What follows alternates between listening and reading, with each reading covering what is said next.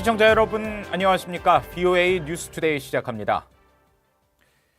이 대북 제재를 위반해 미국 정부가 억류 매각 처리한 북한 선박 와이즈 어네스토가 2015년까지 한국 선박이었던 것으로 드러났습니다.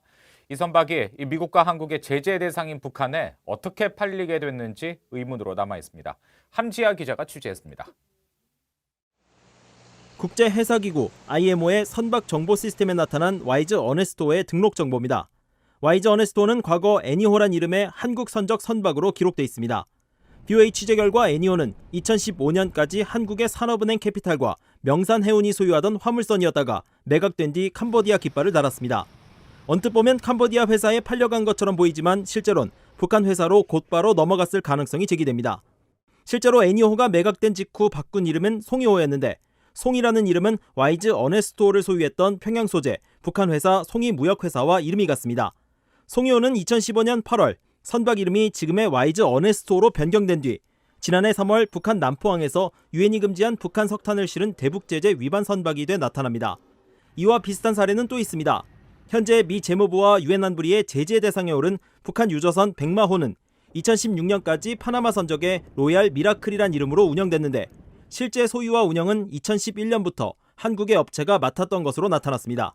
신성하이 또는 탤런트 에이스호란 이름으로 한국의 석탄을 밀반입했다가 억류된 선박도 2008년부터 2017년까지 한국의 동친해운이 소유했던 동친상하이였습니다. 이들 선박들은 북한 매각 시점이 5차 핵실험에 따른 유엔 안보리 결의 채택 이전인 2015년이어서 안보리 결의 위반은 아닐 수 있습니다. 하지만 한국은 천안함 폭침에 따른 2010년 524 조치 등으로 미국은 과거부터 이어져 온 독자 제재로 북한의 선박을 매각할 수 없어 각각 독자 제재 위반이 될 수 있습니다. 전문가들은 북한이 캄보디아 등 다른 아시아내 국가의 선적을 두고 한국 등의 선박 매입 가능성이 있다면서 대책이 필요하다고 말했습니다. BOA 뉴스 함지아입니다.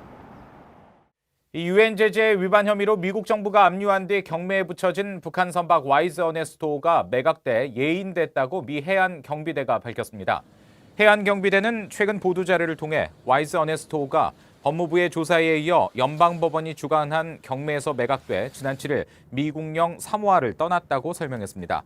해양경비대는 선박을 낙찰받은 업체의 예인 계획을 받아 검토한 뒤 이를 승인했으며 예인선이 지난 4일 도착했다고 밝혔지만 업체명과 매각 금액 등 구체적인 내용은 공개하지 않았습니다. BOA는 최근 민간 위성사진 분석을 통해 지난 3일 와이즈 어네스토호의 화물칸 덮개가 열려 있고 이후 7일에는 주변의 일부 선박들이 접선해 있는 등 예인 정황으로 추정되는 움직임을 확인한 바 있습니다. 미국 등 46개국이 사이버 위협에 대처하기 위한 국제 협력을 강화하기로 했습니다. 각국의 협력 체계를 통해서 북한 등 적성 국가들의 사이버 공격과 범죄에 공동 대응하겠다는 겁니다. 안소영 기자의 보도입니다. 미국 국무부는 지난 7일부터 이틀 동안 서울에서 미국과 한국, 폴란드가 공동 주최한 바르샤바 프로세스 사이버 안보 워킹그룹 회의를 소개하며 사이버 범죄에 대응하기 위한 국제사회의 협력을 강조했습니다. 정보통신 기술 성장이 세계 경제 발전에 기여했지만 상업적 악성 코드 등은 사이버 공간의 파괴 활동을 증가시키면서 국제 평화와 안보에 새로운 위협이 되고 있다고 지적했습니다. 국무부는 이어 이번 회의 참가국들은 사이버 범죄에 대응하기 위한 협력체계 촉진 등 실질적 방안을 논의했다며 사이버 보안 모범 사례 공유의 중요성과 사이버 범죄 대응의 자발적 역량 강화, 국가 간 신뢰 구축 정책 개발 등이 중심이었다고 설명했습니다. 또 잠재적 분쟁 예방을 위한 지역과 국가 간 협력도 강조했습니다. 앞서 국토안보부의 사이버 담당 고위 당국자는 2년 전 북한이 저지른 워너크라이 해킹 사건을 거론하며 사이버 공격을 막기 위한 동맹국 간의 협력을 강조했습니다. When WannaCry started in Asia, we were getting information from our partners in Asia about what was going on. We were getting advance information because of those partnerships we had built overseas. 이런 가운데 워싱턴에서는 사이버 위협을 주제로 아틀랜틱 카운슬이 주최한 토론회가 열렸습니다. 참석자들은 사이버 보안을 강화하기 위한 정부와 민간 기업 중심의 파트너십 구축이 필요하다면서 소프트웨어에 국한하지 않는 보다 광범위한 전략이 제안됐습니다. A lot of the rules and regulations that we've established in other supply chain areas are more difficult with software because the transmission, the country of origin challenges with software all make drawing analogies from our past practices difficult. 지난 2월 폴란드에서 열렸던 바르샤바 프로세스 후속 조치로 열린 워킹그룹 회의에는 46개국 120여 명의 정부 인사와 전문가들이 참여했습니다. VOA 뉴스 안소영입니다. 미국 상원 정보위원회가 러시아의 미 대선 개입 가능성에 대한 광범위한 조사 결과를 담은 보고서를 발표했습니다. 러시아가 온라인 여론 공작을 통해 2016년 대선뿐 아니라 내년 대선에도 개입할 가능성이 있다고 진단했는데 북한 또한 그런 역량을 키우고 있다고 경고했습니다. 이조은 기자의 보도입니다. 미국 상원정보위원회가 러시아의 미국 대선 개입 가능성에 대한 2년간의 수사 결과가 담긴 두 번째 보고서를 공개했습니다. 정보위는 85쪽 분량의 보고서에서 지난 2016년 미국 대통령 선거 당시 온라인 여론 공작을 벌인 혐의를 받고 있는 러시아 업체가 여전히 활발히 활동하고 있다고 지적했습니다. 이어 내년 미국 대선 개입 가능성도 배제할 수 없다면서 지난 대선 이후 러시아 소재 인터넷 리서치 에이전시 IRA의 활동이 페이스북과 트위터, 유튜브, 인스타그램에서 급증했다고 설명했습니다. 또 거짓 보도와 음모론 등의 유포를 통해 미국 내 분열과 불신을 조장하고 있다고 설명했습니다. 러시아의 이런 온라인 여론 공작을 뒤따를 가능성이 있는 국가로는 북한이 지목됐습니다.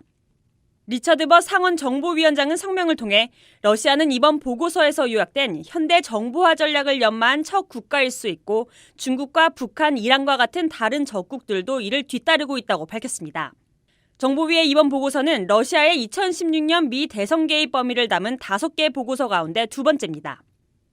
북한은 지난 7월 발표된 첫 번째 보고서에 적시됐었는데 당시 정보위는 미국은 러시아, 중국, 이란, 북한 등 사이버 영역 신흥 적국들의 역량을 능가하는 방안을 심사숙고해야 한다고 밝혔습니다. 상원정보위는 이번 2차 보고서를 통해 사회관계망 소셜미디어 업체들이 자사 플랫폼에서 벌어지는 정치적 선정 관련 활동 정보를 공개하도록 하는 법안을 추진해야 한다고 권고했습니다. VOA 뉴스 이존입니다. 미국과 러시아의 북핵 수석 대표가 9일 전화 통화를 하고 스웨덴 미북 비핵화 협상 결렬 이후 한반도 상황 등에 대해 논의한 것으로 알려졌습니다. 러시아 외교부는 이날 이고르 모르글로프 아시아 태평양 담당 차관과 스티븐 비건 미 국무부 대북 특별대표가 통화를 하고 최근 한반도 상황에 대해 이야기했다고 밝혔습니다. 양측은 이번 통화에서 한반도 문제 해결을 위한 정치 외교적 절차를 지지하며 다자 간 협력을 강화하자는 데 뜻을 모았다고 러시아 외교부는 설명했습니다. 앞서 비건 대표는 전날 워싱턴을 방문한 한국과 일본 측 북핵 수석 대표와 회동하고 북한의 완전한 비핵화와 한반도의 지속적인 평화를 위해 미, 한일 간 긴밀한 조율의 중요성을 재확인했습니다. 수잔 손튼 전 국무부 동아시아 태평양 담당 차관보 대행은 미북 실무협상 결렬 이후 북한은 미국의 혼란스러운 정치 상황에 대비해 전략을 짜고 있을 것이라고 말했습니다. 손튼 전 차관보 대행은 9일 VOA와의 인터뷰에서 북한은 도널드 트럼프 대통령의 재선을 바라면서 이후 취해야 할 조치가 무엇인지 내년까지 미국으로부터 얻어낼 수 있는 양보가 무엇인지 고민하고 있을 것이라고 말했습니다. 또 북한의 비핵화 진정성을 확인하기 위해선 북한이 영변 핵시설과 우라늄 농축시설들을 폐쇄해야 한다면서 북한은 비핵화하겠다는 약속을 한 뒤 비핵화 조치는 물론 미사일 발사를 중단하겠다는 약속도 지키지 않고 있다고 지적했습니다. 대북 구호 전문가인 카타리나 젤웨거 씨가 올해 영향력 있는 여성으로 선정됐다고 국제여성포럼 IWF가 밝혔습니다. 국제여성포럼은 최근 홈페이지를 통해 이 같은 소식을 전하며 젤웨거 씨는 홍콩에 본부를 둔 대북 구호단체 코에이드의 대표로 30년 이상 홍콩과 중국, 북한의 지원 활동을 펼쳤다고 소개했습니다. 시상식은 다음 달 15일 캐나다 토론토에서 이루어지는데 앞서 젤웨거 씨는 수상소감을 밝히면서 국제사회가 북한의 인도주의 상황을 잊거나 간과하고 있다면서 북한 주민 2,400만 명에 대한 지원이 필요하다고 강조했습니다. 국제여성포럼은 전 세계 33개 나라의 지부를 두고 국제기구 임원과 정부 고위당국자 등 7천여 명의 여성 회원을 두고 있습니다. 이상으로 VOA 뉴스투데이 마칩니다. 함께해 주신 여러분 고맙습니다.